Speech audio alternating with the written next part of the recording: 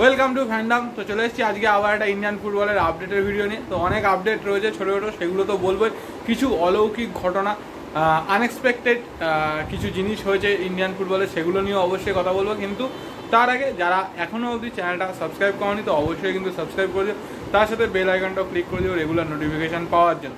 এবং যারা আমাদের ফেসবুক এবং ইনস্টাগ্রাম পেজ দুটো ফলো করেনি অবশ্যই কিন্তু ফলো করো। ওখানে কিন্তু আমরা সব টুর্নামেন্ট, ট্রায়াল, সব রকম আপডেট কিন্তু দিয়ে থাকি।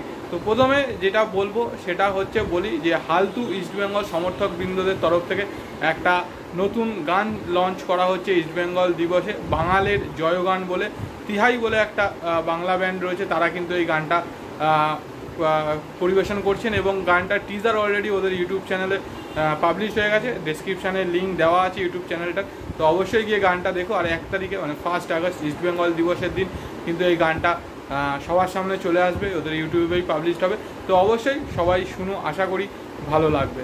এবার আসি বাকি আপডেটগুলোতে। তো তার মধ্যে প্রথমে কলকাতা ফুটবল লিগের খবর দিয়ে দিই। তো কলকাতা ফুটবল লিগে আজকে কিন্তু মোহামেডানের ম্যাচ ছিল, মোহামেডান স্পোর্টিং ভার্সেস পাঠচক্র। তো সেই ম্যাচটাতে কিন্তু মোহামেডান 2-1 গোলে জিতেছে পাঠচক্রের এগেনস্টে, এবং ইউনাইটেড স্পোর্টস ভার্সেস খিদিরপুর ম্যাচটা কিন্তু 0-0 ড্র হয়েছে। তো এই মুহূর্তে কিন্তু মোহামেডান যে কটা ম্যাচ মাঝখানে কিছু বাজে খেলেছিল, তারপর পরপর দুটো ম্যাচে কিন্তু আশা করা যায় ভালো পারফরমেন্স কিছুটা হলেও জয়ের সরণিতে ফিরেছে।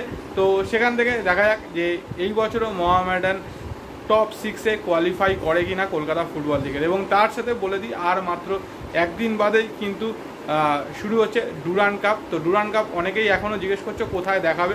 তো ডুরান্ড কাপ কিন্তু দেখাবে হচ্ছে তোমাদের সোনি লিভে, এবং গতবার জিও টিভিতে দেখিয়েছিল, তো এবারও আশা করা যায় যে জিও টিভিতে দেখাতে পারে।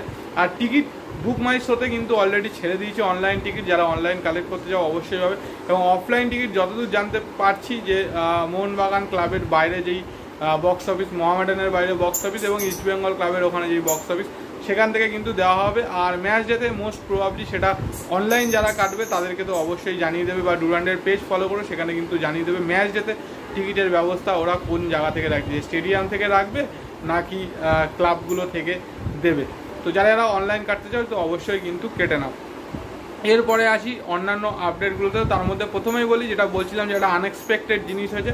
তো গত বছর আইএসএল সিড চ্যাম্পিয়ন করেছিল যেই কোচ মোহনবাগান সুপার জায়ান্টকে, অ্যান্থনিও লোপেজ হাবাস।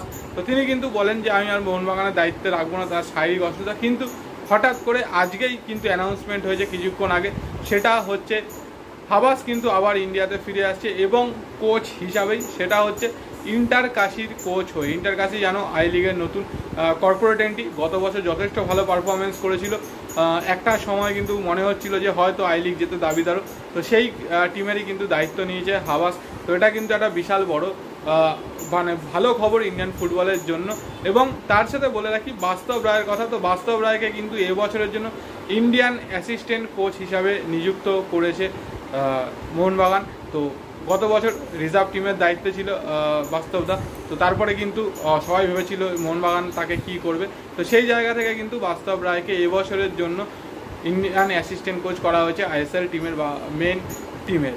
তো এবার আসি বাকি খবরগুলোতে। তো তার মধ্যে বলি যে ইস্টবেঙ্গলের রিজার্ভ টিম বা আন্ডার-23 যেটা রয়েছে, আগামীকাল কিন্তু তারা উড়ে যাচ্ছে ইউকের উদ্দেশ্যে। সেখানে কিন্তু নেক্সট জেন কাপ রয়েছে 1 তারিখ থেকে 4 তারিখ আগস্টের। তো সেই কাপটা খেলার জন্য কিন্তু চলে যাচ্ছে। তো এর মধ্যে ইস্টবেঙ্গলের সিএফএল এর ম্যাচ কিন্তু আপাতত থাকবে না, কারণ ডুরান্ডের ম্যাচ হয়েছে। ডুরান্ডে জানোই সিনিয়র টিম খেলবে। তো সেই জায়গা থেকে কীরকমভাবে টিমটা গোছায়, ফার্স্ট ম্যাচ কীরকম পারফরমেন্স করে সেটাই কিন্তু দেখার। তো তারপরে আসি ইস্টবেঙ্গলের চোটের খবরে। চোট নিয়ে অনেকেই জিজ্ঞেস করছো। তো দিমির একটা খবর বেরিয়েছে, সে নাকি হসপিটালে ভর্তি বা এরকম কিছু।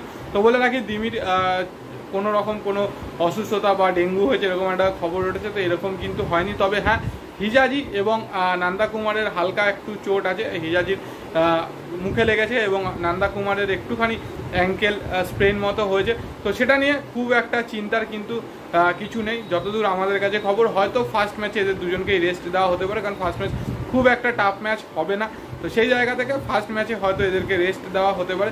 সেকেন্ড ম্যাচ থেকে দুজনেই আশা করা যায় অ্যাভেলেবেল হয়ে যাবে। এবং অনেকে ক্লেইটন এবং নিশু কুমারকে নিয়ে জিজ্ঞেস করছে। তো ক্লেইটনের মাঝখানে একটা ব্যাক পেন ছিল, তো সেটার জন্য ও এই মুহূর্তে কিন্তু রিহাব করছে, এবং তার সাথে কিন্তু অল্প বিস্তর বল নিয়ে যে প্র্যাকটিসটা সেটাও কিন্তু করছে।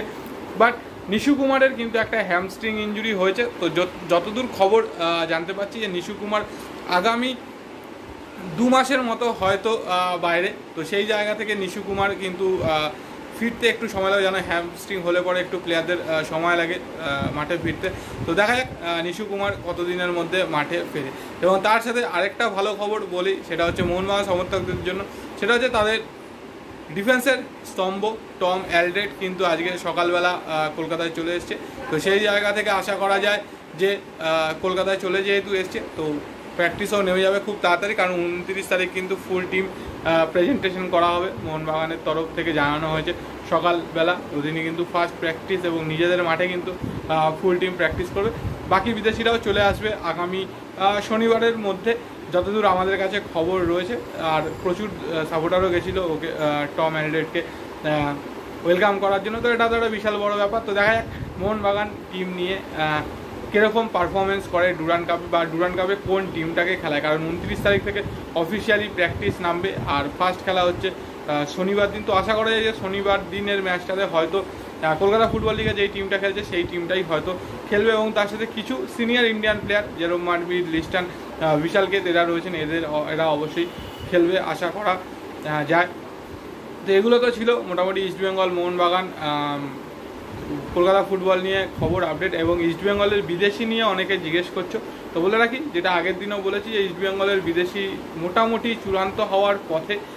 যতদূর খবর যে আগামী 1 থেকে 2 সপ্তাহের মধ্যে কিন্তু ইস্টবেঙ্গলের ষষ্ঠ বিদেশি চূড়ান্ত হয়ে যাবে, এবং তারপরেই সেটা অ্যানাউন্সমেন্ট করে দেওয়া হবে। যতদূর শোনা যাচ্ছে, গুড্ডু আগের দিন বলেছে ইরানিয়ান একজনের কথা, তো সেটা একটা হাইলি লিঙ্ক আপ হয়েছে, কিন্তু এখনও অবধি জানি না যে তার সাথে ডিল ডান হয়েছে কিনা, বা একদম ফাইনালাইজড বা অ্যাডভান্স স্টেজে কথাবার্তা চলছে কিনা। যদি হয়ে যায় জানতে পারলে অবশ্যই তোমাদেরকে জানিয়ে দেবো। তবে ইস্টবেঙ্গল সমর্থকদের জন্য বলবো যে প্লেয়ারদের ইনজুরি নিয়ে খুব একটা চিন্তার এই মুহূর্তে কিছু নেই। এবছর অনেক বড় লিগ, অনেক লম্বা লিগ, এবং সময়ও লাগবে, অনেক প্লেয়ারকে ফিটও রাখতে হবে, সেই জন্য টিমটা সেইভাবে করা হচ্ছে। এবং তার সাথে বলে দিই, অনেকে এখনও অ্যালেক্স সাজির কথা জিজ্ঞেস করছে, আর কোনো ইন্ডিয়ান নেওয়া হবে কিনা জিজ্ঞেস করছে।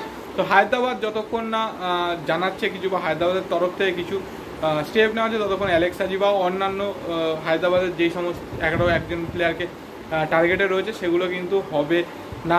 মোটামুটি সেইগুলো হতে হতে আশা করা যায় ডুরান্ড কাপের শেষ অবধি, মানে আগস্টের 31-এর একদম মানে ডেড লাইনে গিয়ে কিন্তু হবে ট্রান্সফার উইন্ডো, তার আগে হওয়ার চান্স সেগুলো একটু কম।